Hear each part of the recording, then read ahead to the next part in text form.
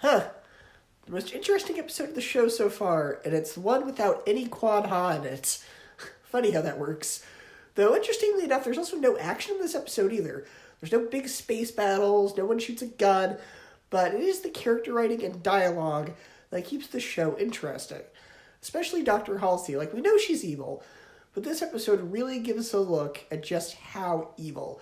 Like, she admits to kidnapping the very young children from military service, which we do, and replacing them with the clones, which we do, so their families don't notice. And, if that's not bad enough, the child clones are highly susceptible to disease, so they all died young, and the recovery story was, oh yeah, well that child died young, they had an undiagnosed seizure disorder. It's not because I kidnapped your child and replaced them with this very broken clone susceptible to disease. Like, that is so evil. That is despicable, and yet she still believes that what she did was for the greater good, because training all these children that she kidnapped to become Spartans, saved lives.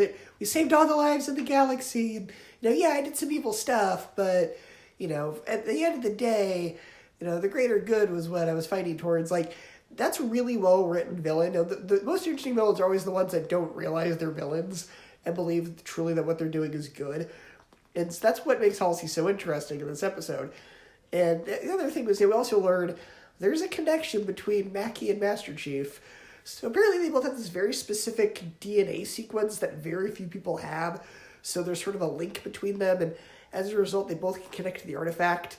So now by the end of this episode, Mackie and Master Chief are both trapped in this other dimension or something. It wasn't very clear, but honestly, yeah, the most interesting stuff in this episode was the stuff with Halsey, because she is such a well-written villain.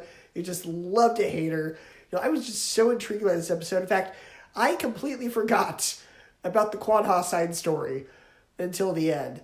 But again, that just shows how unmemorable Quan Ha is, because I really don't care about her that much. I care about John, I care about Cortana, and I'm intrigued by Halsey, but only because she is such a great villain, and I really don't care about Quan Ha. So, this episode is very intriguing. I really enjoyed it. Those are my thoughts. See you guys next week to talk about next week's episode.